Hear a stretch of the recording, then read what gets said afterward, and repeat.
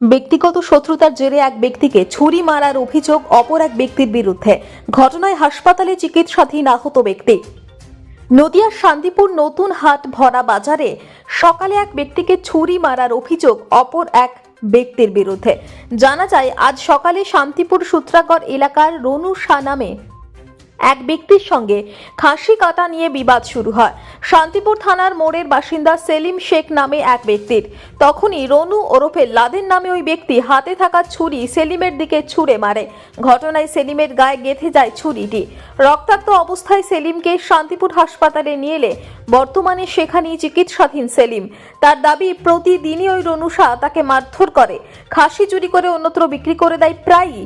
তার প্রতিবাদ করলে তার জন্য তাকে মারধর করা হয়। যদিও দুজনে একই দোকানে কাজ করে, মালিকের ক্ষতি করে ওই রনু, তাই সেলিমের সাথে তার শত্রুতার সূত্রপাত।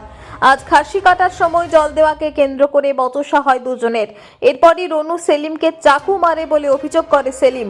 যদিও ঘটনার পর রনু শাহকে জিজ্ঞাসাবাদের জন্য আটক করেছে শান্তিপুর থানার পুলিশ। মেরেছে লাদেন, বাড়ি ফকিরপাড়া। আমি আমায় একটু জল দিয়েছি, আমি ওকে জল ছিটিয়ে দিয়েছি, আর দৌড়তে গিয়েছি, আমাকে মেরেছে খুব 70 টাকা করে। আমাকে প্রতিদিন মারে। ওই যে খাসি যে চুরি করে ও করে তা করে, প্রতিবাদ করার জন্য যে আমি মানে ওই সব চুরি ফুর্তি দেখতে পারি না বলে, তার জন্য আমি এই কাজটা যে করেছি। 4টি। এখন কি ভর্তি আছেন হাসপাতালে? হ্যাঁ, ভর্তি আছে। হচ্ছে এই তোমার 8:30 হবে, 8টা হবে।